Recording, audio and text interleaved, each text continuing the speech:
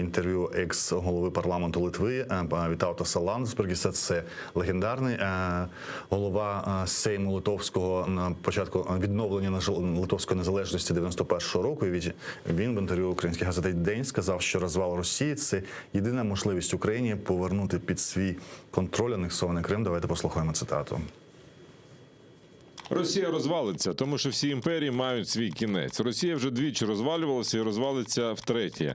Тим більше, коли імперія кривава, насильницька, яку не люблять народи і не хочуть її. Тому це лише питання часу.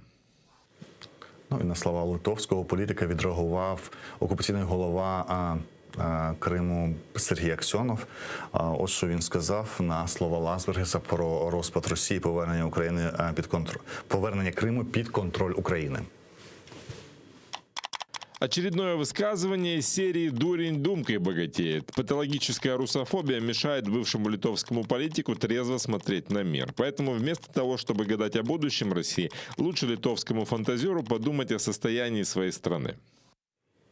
Ну, і зараз я коротко перекладу слова Ільмі Омерова, останні слова, які були наживо в нашому ефірі. Він сказав, якби ви раніше мене спитали про цю окупацію, вона протримує рік-півтора, сказав Ільмі Омеров, але зараз він також каже, що, можливо, треба дійсно звикати до того, що це буде довготривалий процес. Тим не менше, Ільмі Омеров вірить, що кримські татари